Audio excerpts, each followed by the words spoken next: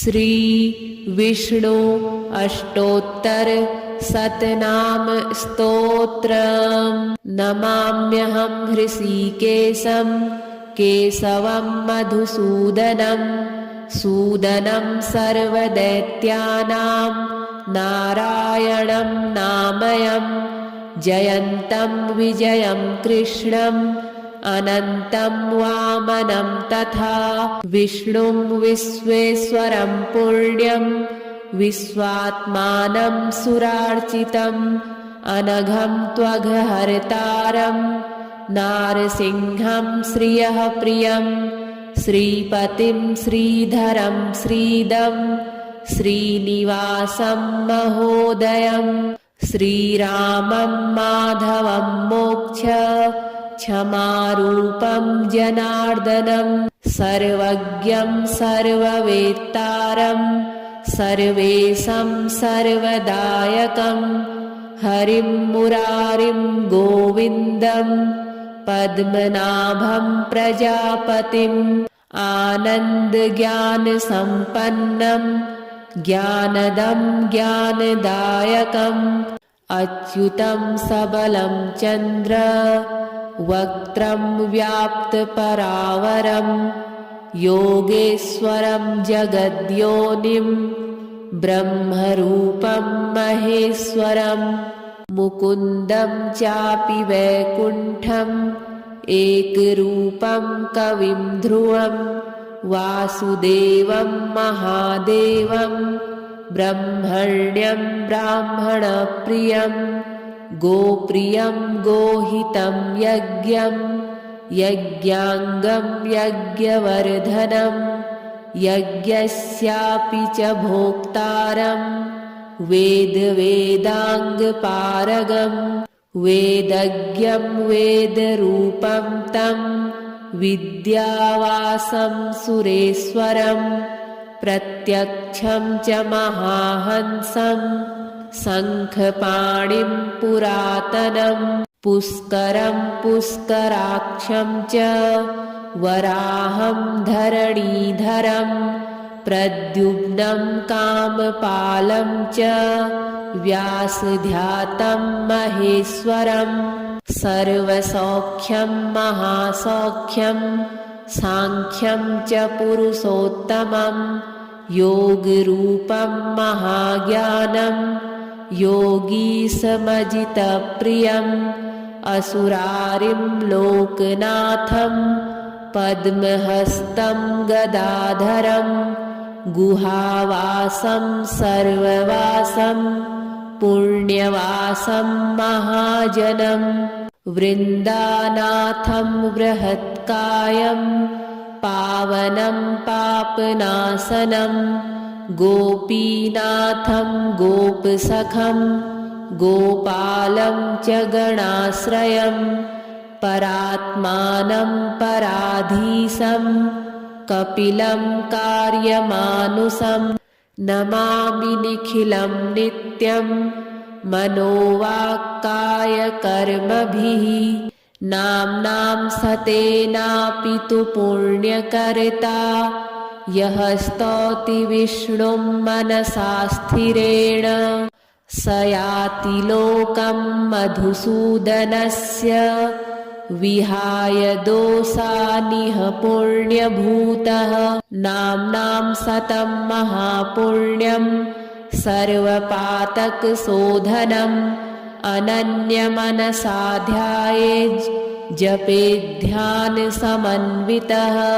नित्यमेव नरः पुण्यं गङ्गास्नानफलं लभेत् तस्मात्तु सुस्थिरो भूत्वा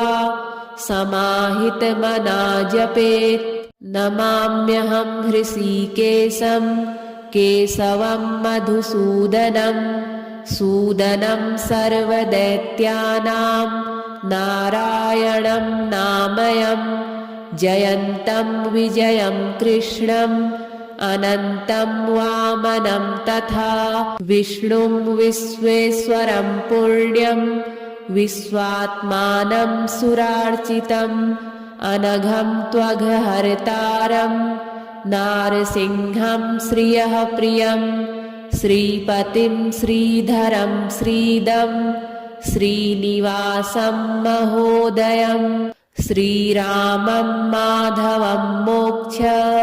क्षमारूपं जनार्दनं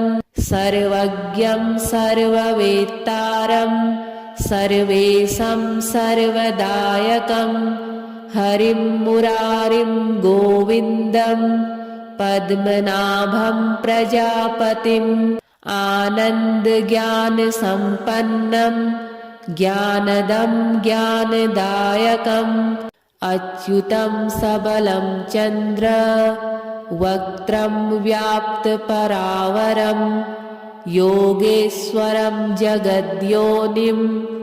ब्रह्मरूपं महेश्वरं मुकुन्दं चापि वैकुण्ठम् एकरूपं कविं ध्रुवं वासुदेवं महादेवं ब्रह्मण्यं ब्राह्मणप्रियं गोप्रियं गोहितं यज्ञं यज्ञाङ्गं यज्ञवर्धनं यज्ञस्यापि च भोक्तारं वेदवेदाङ्गपारगम् वेदज्ञं वेदरूपं तं विद्यावासं सुरेश्वरं प्रत्यक्षं च महाहंसं शङ्खपाणिं पुरातनं पुष्करं पुष्कराक्षं च वराहं धरणीधरं प्रद्युम्नं कामपालं च व्यासध्यातं महेश्वरं सर्वसौख्यं महासौख्यं साङ्ख्यं च पुरुषोत्तमं योगरूपं महाज्ञानं योगीशमजितप्रियम् असुरारिं लोकनाथं पद्महस्तं गदाधरं गुहावासं सर्ववासं पुण्यवासं महाजनं वृन्दानाथं बृहत्कायं पावनं पापनाशनं गोपीनाथं गोपसखं गोपालं च गणाश्रयं परात्मानं पराधीशं कपिलं कार्यमानुषं नमामि निखिलं नित्यं मनोवाक्कायकर्मभिः नाम्नां सतेनापि तु पुण्यकर्ता यः स्तौति विष्णुं मनसा स्थिरेण स याति लोकं मधुसूदनस्य विहाय दोषानिह पुण्यभूतः नाम्नां सतं महापुण्यं सर्वपातकशोधनम् अनन्यमनसा ध्यायेत् जपेध्यानसमन्वितः नित्यमेव नरः पुण्यं गङ्गास्नानफलं लभेत् तस्मात्तु सुस्थिरो भूत्वा समाहितमना जपेत् नमाम्यहं हृषीकेशं केशवं मधुसूदनं सूदनं सर्वदैत्यानां नारायणं नामयं जयन्तं विजयं कृष्णं अनन्तं वामनं तथा विष्णुं विश्वेश्वरं पुण्यं विश्वात्मानं सुरार्चितम् अनघं त्वघहर्तारं नारसिंहं श्रियः प्रियं श्रीपतिं श्रीधरं श्रीदं श्रीनिवासं महोदयं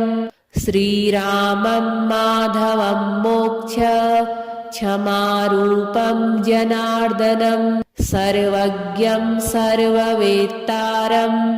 सर्वेशं सर्वदायकं हरिं मुरारिं गोविन्दं पद्मनाभं प्रजापतिम्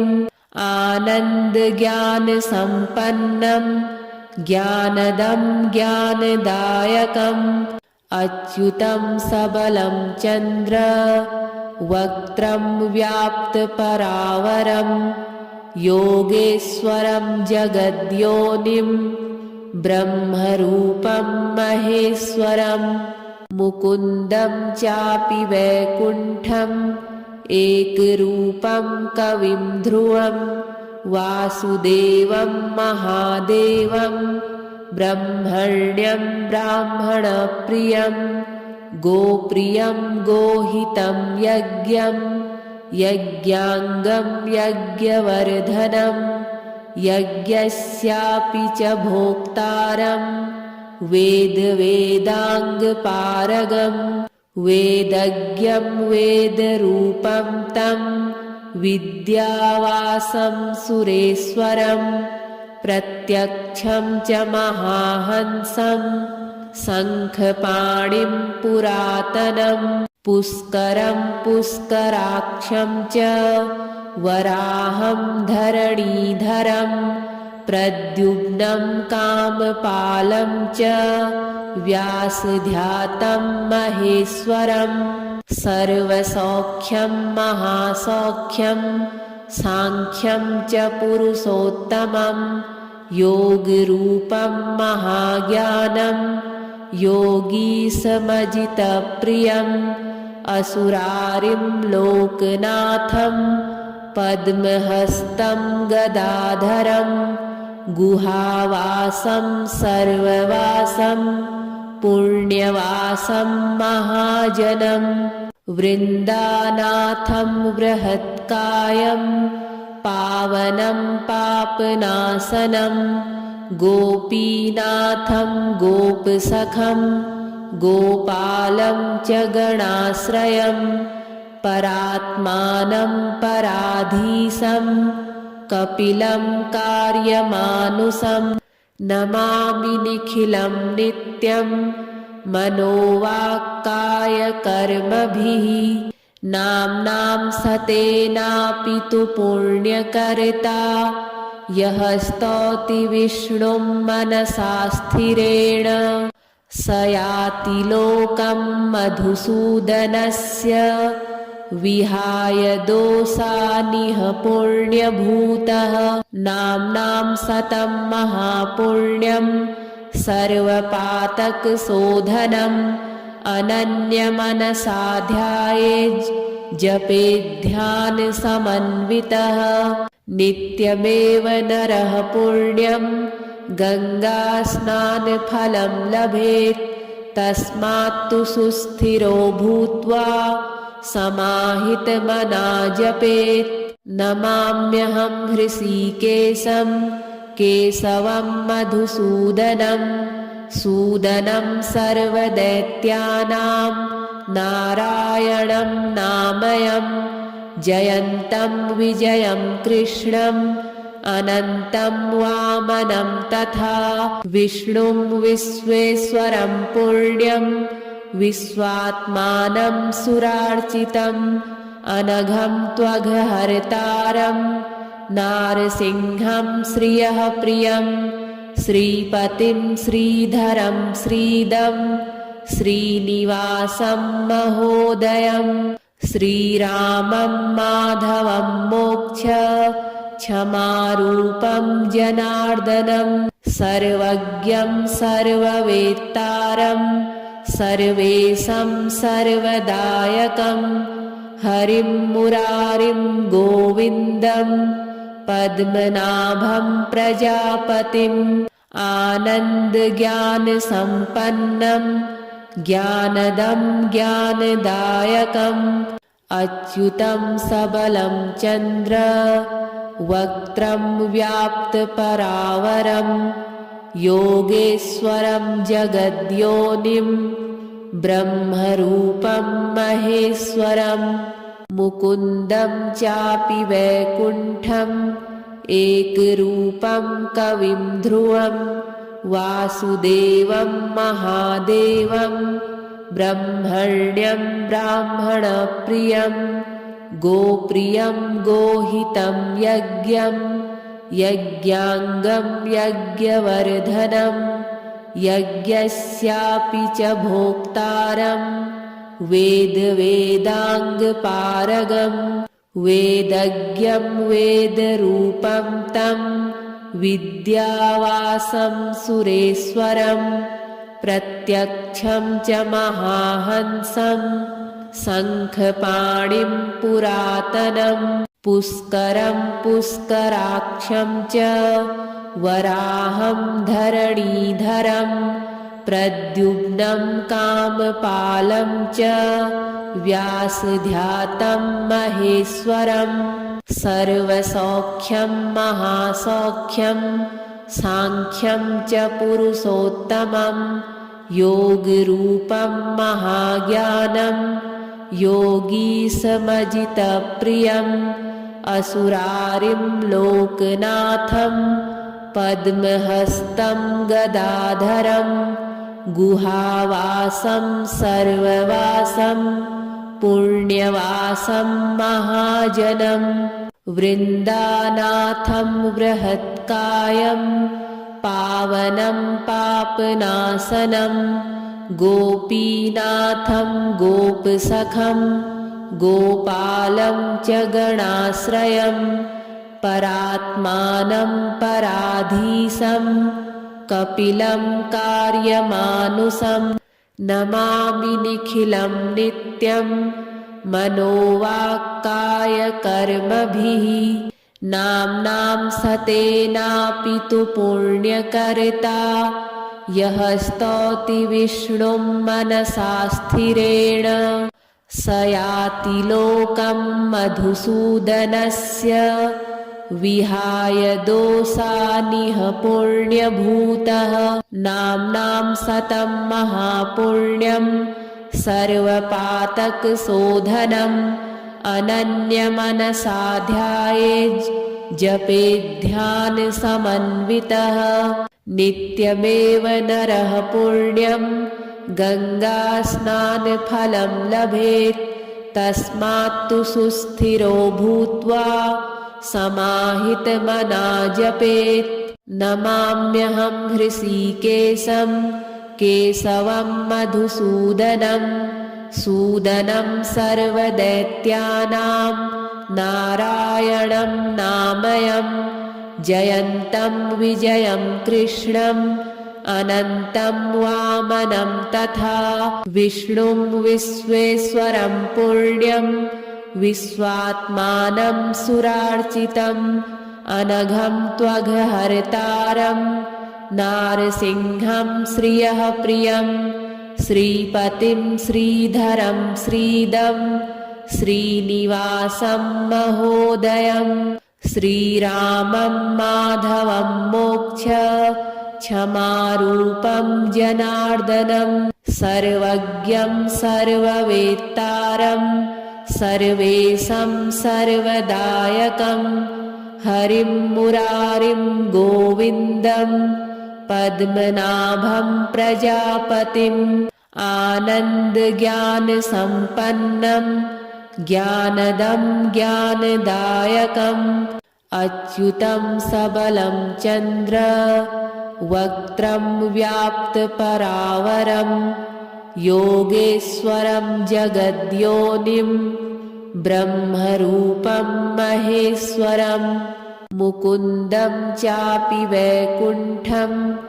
एकरूपं कविं ध्रुवं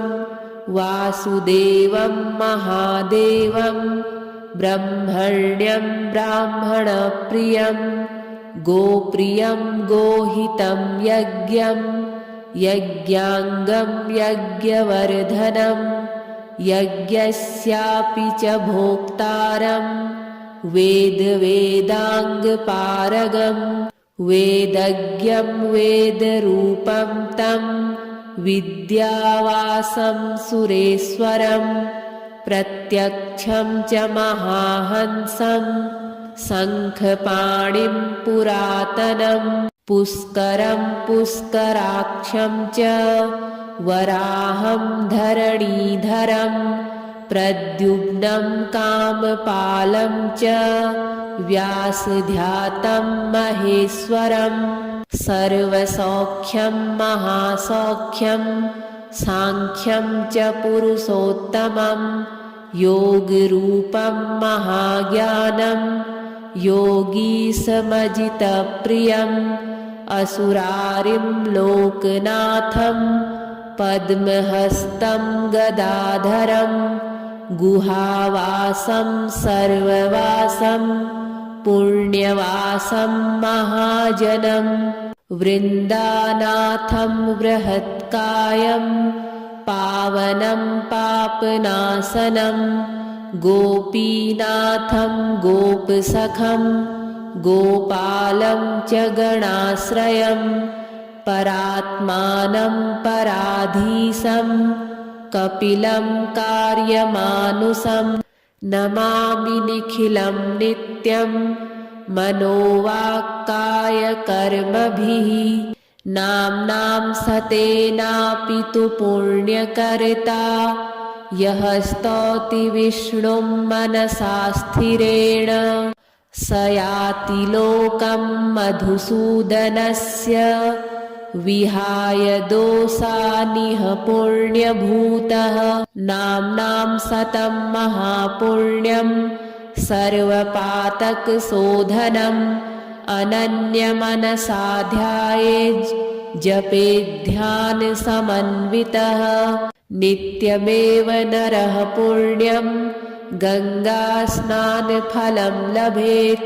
तस्मात्तु सुस्थिरो भूत्वा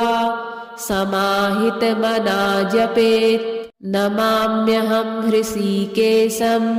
केशवं मधुसूदनं सूदनं सर्वदैत्यानां नारायणं नामयं जयन्तं विजयं कृष्णम् अनन्तं वामनं तथा विष्णुं विश्वेश्वरं पुण्यं विश्वात्मानं सुरार्चितम् अनघं त्वघहर्तारं नारसिंहं श्रियः प्रियं श्रीपतिं श्रीधरं श्रीदं श्रीनिवासं महोदयं श्रीरामं माधवं मोक्ष क्षमारूपं जनार्दनं सर्वज्ञं सर्ववेत्तारं सर्वेशं सर्वदायकं हरिं मुरारिं गोविन्दं पद्मनाभं प्रजापतिम् आनन्दज्ञानसम्पन्नं ज्ञानदं ज्ञानदायकम् अच्युतं सबलं चन्द्र वक्त्रं व्याप्तपरावरं योगेश्वरं जगद्योनिं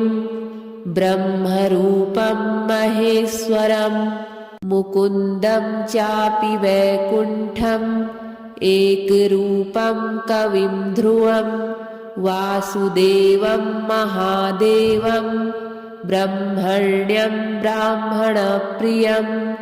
गोप्रियं गोहितं यज्ञं यज्ञाङ्गं यज्ञवर्धनं यज्ञस्यापि च भोक्तारं वेदवेदाङ्गपारगं वेदज्ञं वेदरूपं तं विद्यावासं सुरेश्वरं प्रत्यक्षं च महाहंसं शङ्खपाणिं पुरातनं पुष्करं पुष्कराक्षं च वराहं धरणीधरं प्रद्युम्नं कामपालं च व्यासध्यातं महेश्वरं सर्वसौख्यं महासौख्यं साङ्ख्यं च पुरुषोत्तमं योगरूपं महाज्ञानं योगीशमजितप्रियम् असुरारिं लोकनाथं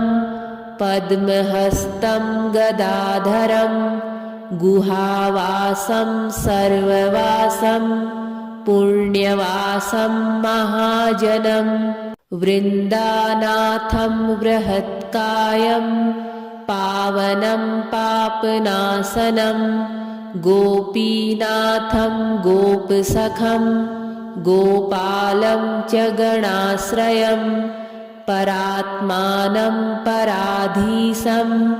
कपिलं कार्यमानुषं नमामि निखिलं नित्यं मनोवाक्कायकर्मभिः नाम्नां सतेनापि तु पुण्यकर्ता यः स्तौति विष्णुं मनसा स्थिरेण स याति लोकं मधुसूदनस्य विहाय दोषानिह पुण्यभूतः नाम्नां सतं महापुण्यं सर्वपातकशोधनम् अनन्यमनसा ध्यायेत् जपेध्यानसमन्वितः नित्यमेव नरः पुण्यं गङ्गास्नानफलं लभेत् तस्मात्तु सुस्थिरो भूत्वा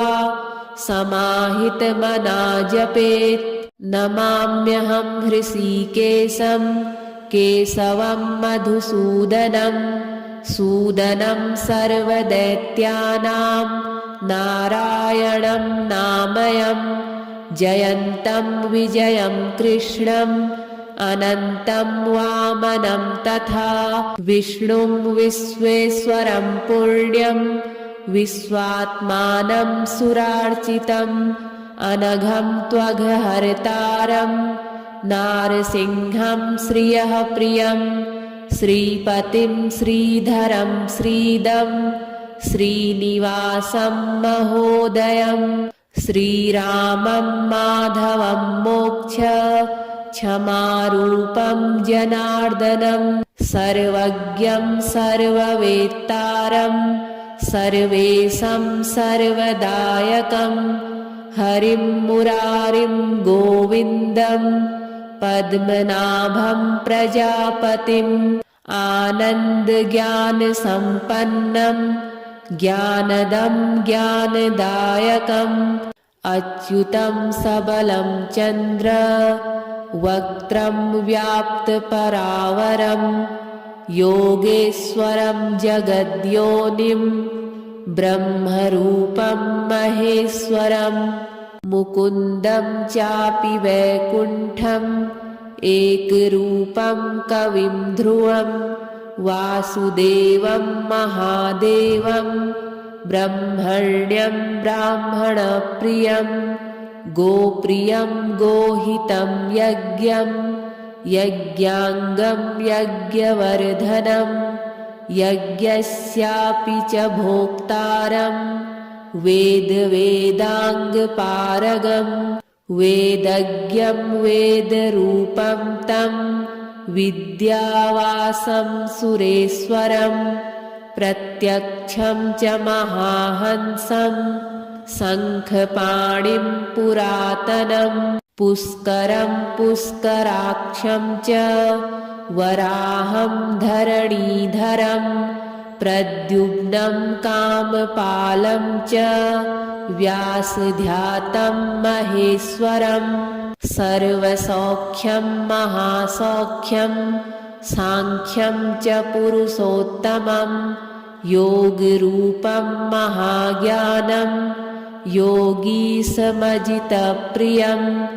असुरारिं लोकनाथं पद्महस्तं गदाधरं गुहावासं सर्ववासं पुण्यवासं महाजनं वृन्दानाथं बृहत्कायं पावनं पापनाशनं गोपीनाथं गोपसखं गोपालं च गणाश्रयं परात्मानं पराधीशं कपिलं कार्यमानुषं नमामि निखिलं नित्यं मनोवाक्कायकर्मभिः नाम्नां सतेनापि तु पुण्यकर्ता यः स्तौति विष्णुं मनसा स्थिरेण स याति लोकं मधुसूदनस्य विहाय दोषानिह पुण्यभूतः नाम्नां सतं महापुण्यं सर्वपातकशोधनम् अनन्यमनसा ध्यायेत् जपेध्यानसमन्वितः नित्यमेव नरः पुण्यं गङ्गास्नानफलं लभेत् तस्मात्तु सुस्थिरो भूत्वा समाहितमना जपेत् नमाम्यहं हृषीकेशं केशवं मधुसूदनं सूदनं सर्वदैत्यानां नारायणं नामयं जयन्तं विजयं कृष्णम् अनन्तं वामनं तथा विष्णुं विश्वेश्वरं पुण्यं विश्वात्मानं सुरार्चितम् अनघं त्वघहर्तारं नारसिंहं श्रियः प्रियं श्रीपतिं श्रीधरं श्रीदं श्रीनिवासं महोदयं श्रीरामं माधवं मोक्ष क्षमारूपं जनार्दनं सर्वज्ञं सर्ववेत्तारं सर्वेशं सर्वदायकं हरिं मुरारिं गोविन्दं पद्मनाभं प्रजापतिम् आनन्दज्ञानसम्पन्नं ज्ञानदं ज्ञानदायकम् अच्युतं सबलं चन्द्र वक्त्रं व्याप्तपरावरं योगेश्वरं जगद्योनिं ब्रह्मरूपं महेश्वरं मुकुन्दं चापि वैकुण्ठम् एकरूपं कविं ध्रुवं वासुदेवं महादेवं ब्रह्मण्यं ब्राह्मणप्रियं गोप्रियं गोहितं यज्ञं यज्ञाङ्गं यज्ञवर्धनं यज्ञस्यापि च भोक्तारं वेदवेदाङ्गपारगं वेदज्ञं वेदरूपं तं विद्यावासं सुरेश्वरं प्रत्यक्षं च महाहंसं शङ्खपाणिं पुरातनं पुष्करं पुष्कराक्षं च वराहं धरणीधरं प्रद्युम्नं कामपालं च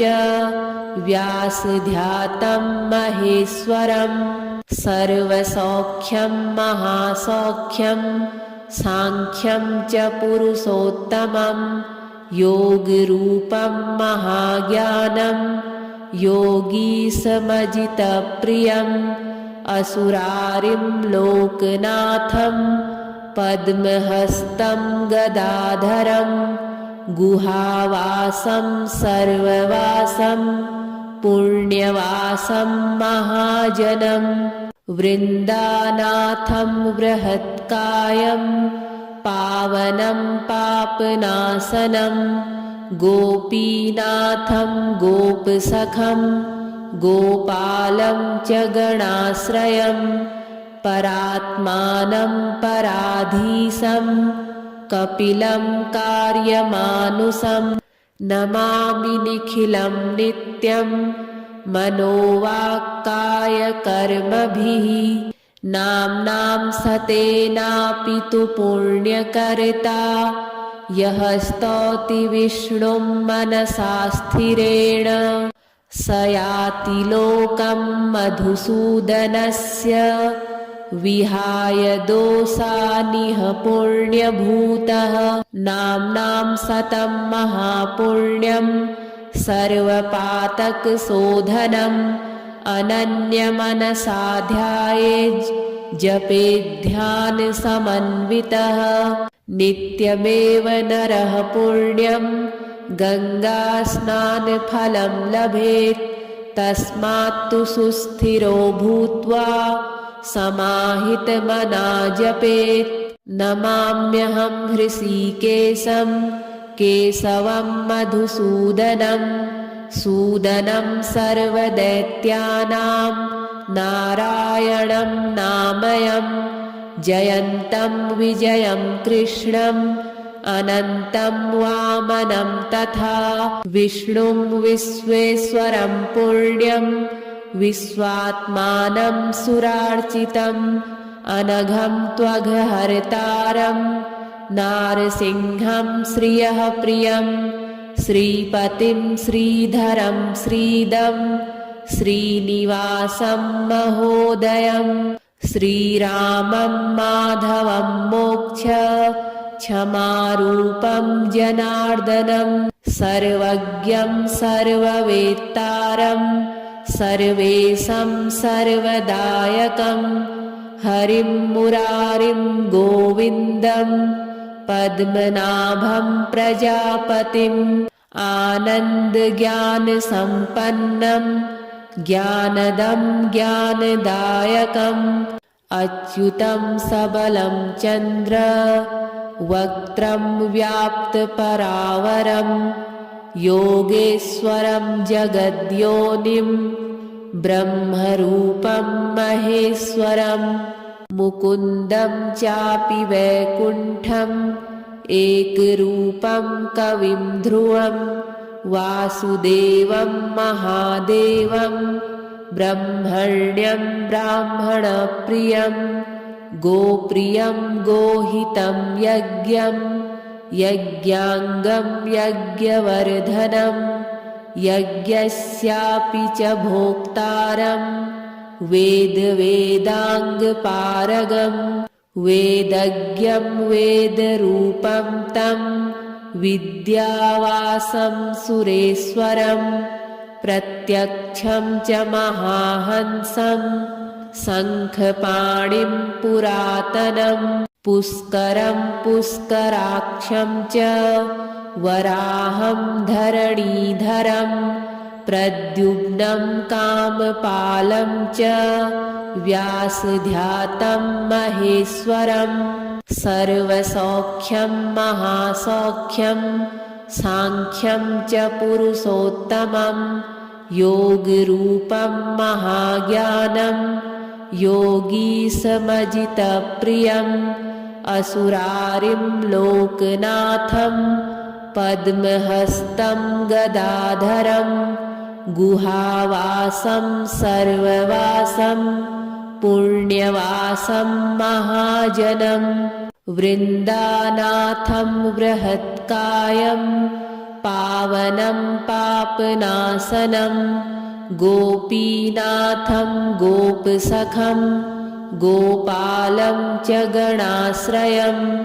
परात्मानं पराधीशं कपिलं कार्यमानुषं नमामि निखिलं नित्यं मनोवाक्कायकर्मभिः नाम्नां सतेनापि तु पुण्यकर्ता यः स्तौति विष्णुं मनसा स्थिरेण स याति लोकं मधुसूदनस्य विहाय दोषानिह पुण्यभूतः नाम्नां सतं महापुण्यं सर्वपातकशोधनम् अनन्यमनसा ध्यायेत् जपेध्यानसमन्वितः नित्यमेव नरः पुण्यं गङ्गास्नानफलं लभेत् तस्मात्तु सुस्थिरो भूत्वा समाहितमना जपेत् नमाम्यहं हृषीकेशं केशवं मधुसूदनं सूदनं सर्वदैत्यानां नारायणं नामयम् जयन्तं विजयं कृष्णम् अनन्तं वामनं तथा विष्णुं विश्वेश्वरं पुण्यं विश्वात्मानं सुरार्चितम् अनघं त्वघहर्तारं नारसिंहं श्रियः प्रियं श्रीपतिं श्रीधरं श्रीदं श्रीनिवासं महोदयं श्रीरामं माधवं मोक्ष क्षमारूपं जनार्दनं सर्वज्ञं सर्ववेत्तारं सर्वेशं सर्वदायकं हरिं मुरारिं गोविन्दं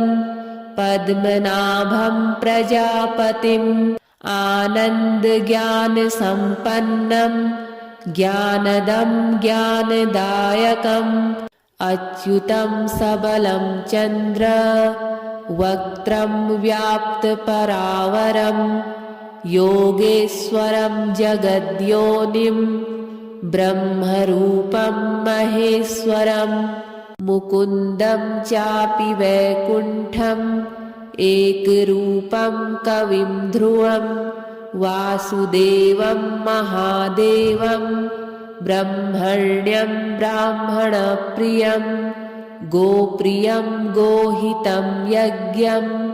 यज्ञाङ्गं यज्ञवर्धनं यज्ञस्यापि च भोक्तारं वेदवेदाङ्गपारगम् वेदज्ञं वेदरूपं तं विद्यावासं सुरेश्वरं प्रत्यक्षं च महाहंसं शङ्खपाणिं पुरातनं पुष्करं पुष्कराक्षं च वराहं धरणीधरं प्रद्युम्नं कामपालं च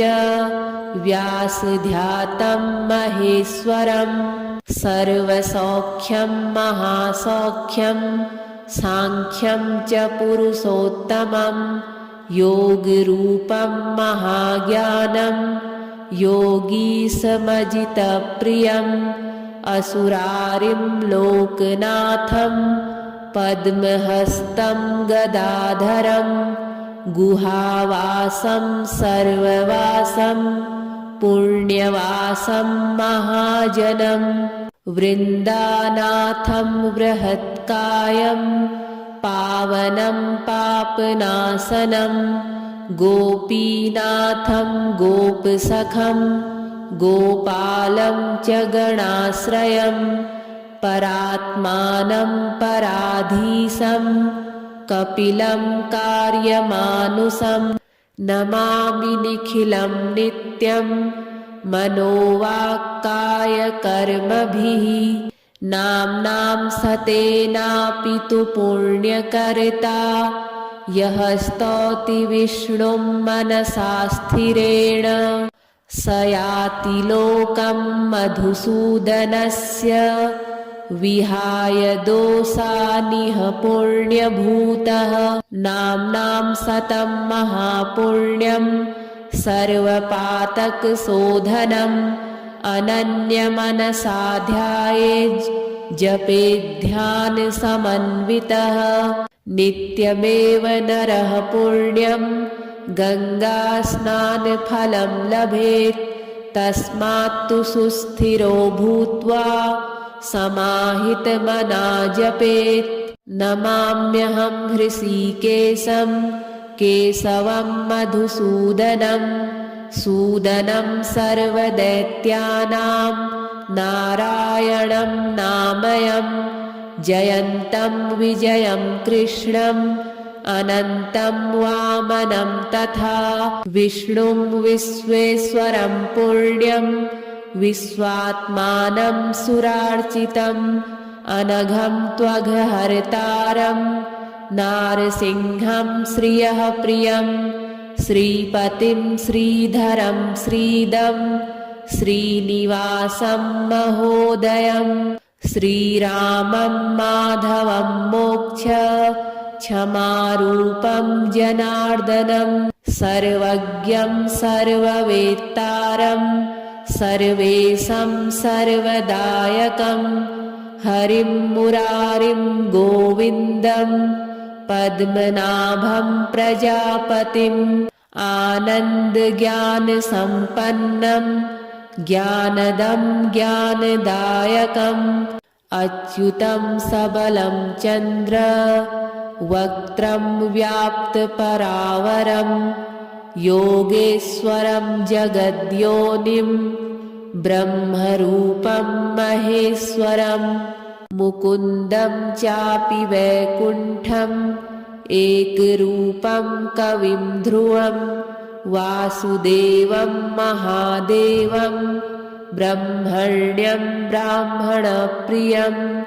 गोप्रियं गोहितं यज्ञं यज्ञाङ्गं यज्ञवर्धनं यज्ञस्यापि च भोक्तारं वेदवेदाङ्गपारगं वेदज्ञं वेदरूपं तं विद्यावासं सुरेश्वरं प्रत्यक्षं च महाहंसं शङ्खपाणिं पुरातनं पुष्करं पुष्कराक्षं च वराहं धरणीधरं प्रद्युम्नं कामपालं च व्यासध्यातं महेश्वरं सर्वसौख्यं महासौख्यं साङ्ख्यं च पुरुषोत्तमं योगरूपं महाज्ञानं